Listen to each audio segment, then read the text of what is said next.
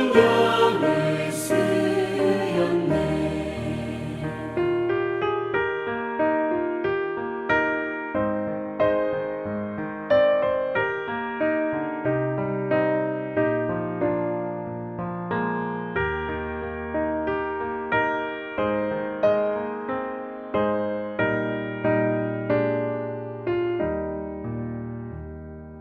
내가 연약할수록 더욱 귀히 여기사 높은 보좌 위에서 낮은 나를 보시네. 날 사랑하신 날 사랑하신 날 사랑하신 성경에 쓰였네. 세상 사는 동안에 나와 함께 하시고 세상 떠나가는 날 천국 가게 하소서. 날 사랑하신 날 사랑하신 날 사랑하신 성경에 쓰였네.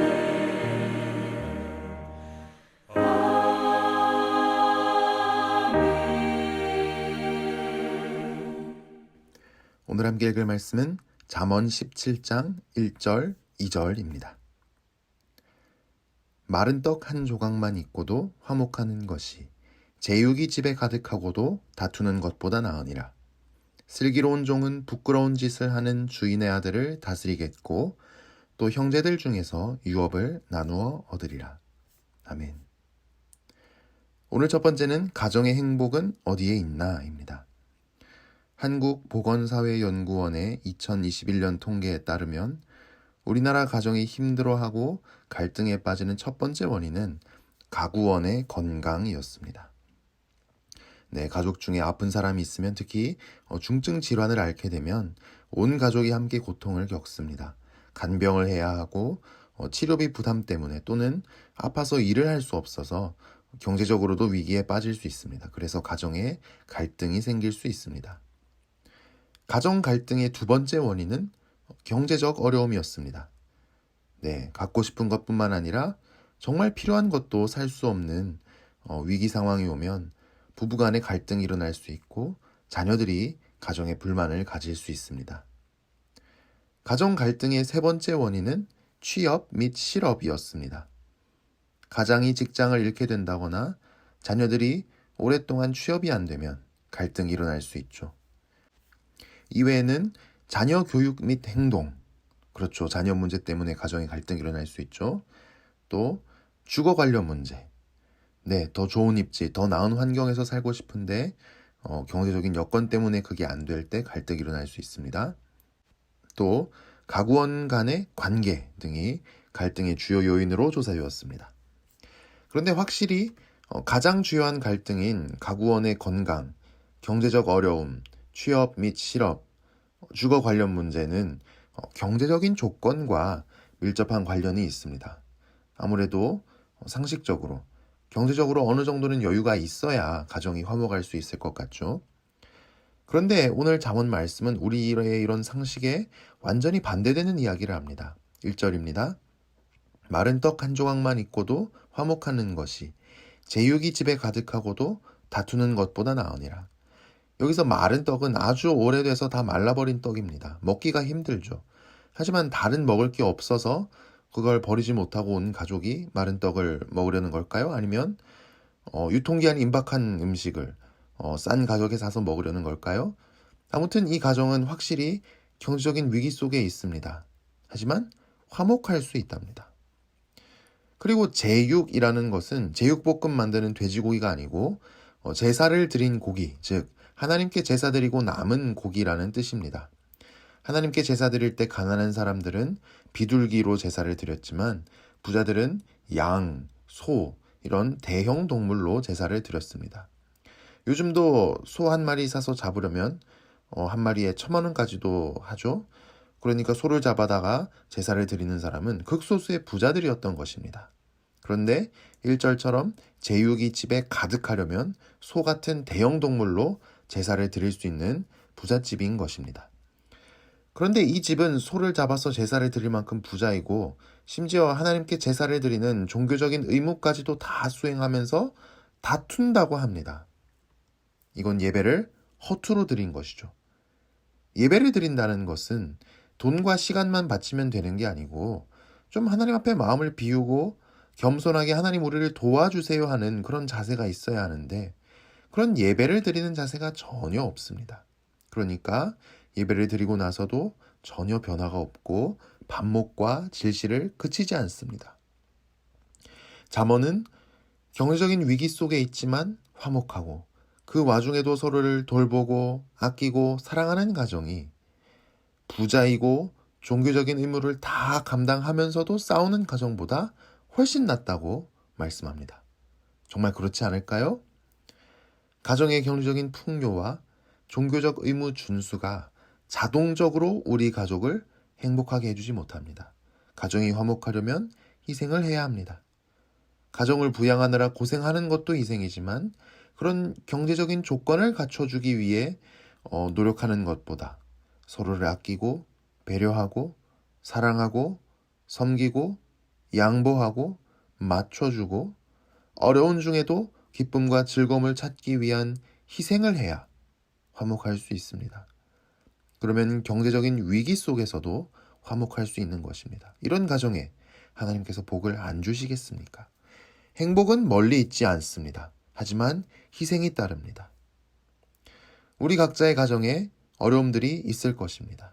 하지만 그 모든 어려움에도 불구하고 우리 모두의 가정이 행복한 가정 되기를 축복합니다. 화목하기 위한 희생을 기꺼이 감당하는 우리가 되기를 축복합니다.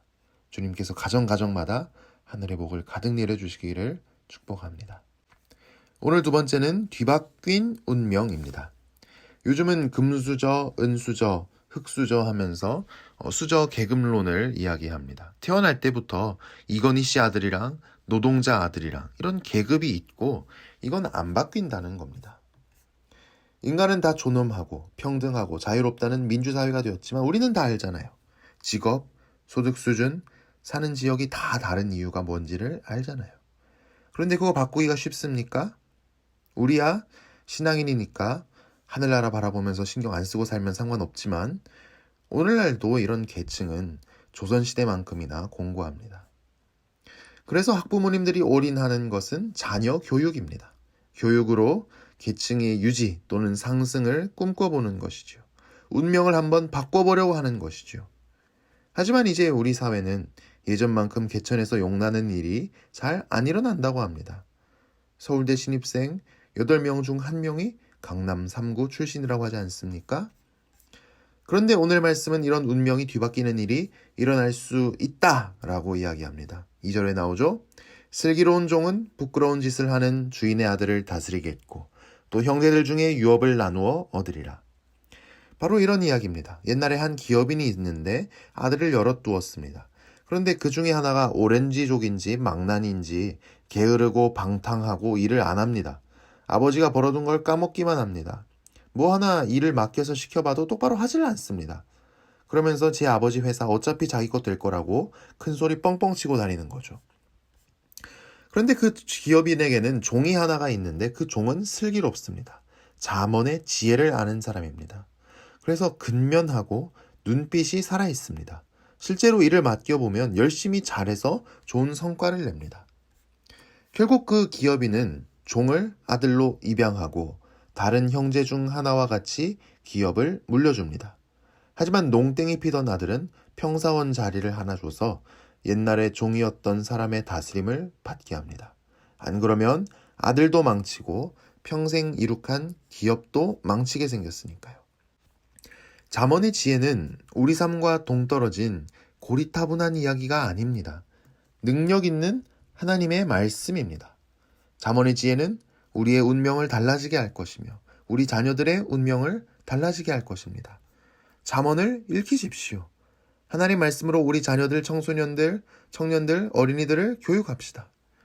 유초등부에서, 중고등부에서, 청년부에서 하나님 말씀으로 영혼들이 훈련받고 빚어져 가는 일이 일어나도록 기도해 주십시오. 전도되어야 할 어린이들, 청소년들, 청년들, 우리의 자녀들 다 교회로 나오는 기적이 일어나고 하나님 말씀을 만나는 기적이 일어나도록 기도합시다. 그래서 이 성경의 지혜와 또 지혜이신 예수님과 동행해서 운명이 바뀌는 그런 은혜가 있도록 담대하게 선포하며 기도하는 오늘 아침이 되기를 바랍니다. 기도하도록 하겠습니다. 사랑이 많으신 예수님, 우리가 지혜이신 예수님을 만나고 주님의 음성을 이 아침에 듣게 하시니 감사합니다. 우리 가정이 행복하게 하여 주시옵소서. 돈으로 사는 행복, 어떤 조건을 따지는 행복 말고 서로 아끼고 배려하고 사랑하고 섬기고 양보하고 맞춰주고 어려운 중에도 기쁨과 즐거움을 찾기 위한 희생을 해서 행복한 가정이 되게 하여 주시옵소서. 가정마다 건강의 문제, 신앙의 문제, 자녀 문제, 경제적인 문제, 많은 문제가 있습니다. 하지만 그런 위기 가운데서도 하나님 주시는 화목함이 우리 가정을 온전히 다스리게 하여 주시옵소서. 또한 가정마다 있는 간절한 기도 제목에도 주님 응답하여 주시옵소서. 마귀는 우리에게 아무런 희망이 없다고, 가능성이 없다고, 행복할 자격이 없다고 절망과 패배감을 심어줍니다. 하지만 우리에게 하나님의 능력인 지혜의 말씀이 있으니 우리가 감사드립니다. 오늘도 성경의 지혜를 따라 또 지혜이신 예수님과 발맞추어 살아갈 때에 우리의 인생을 책임져 주시고 가장 아름답게 만들어 주시옵소서. 몸과 마음이 연약한 성도님들을 강건하게 하여 주옵소서. 오늘 하루 우리 삶을 지켜 보호하여 주시옵소서. 오늘 아침 우리가 가져온 간절한 기도 제목에도 속히 응답하여 주시옵소서. 예수님 이름으로 기도합니다. 아멘.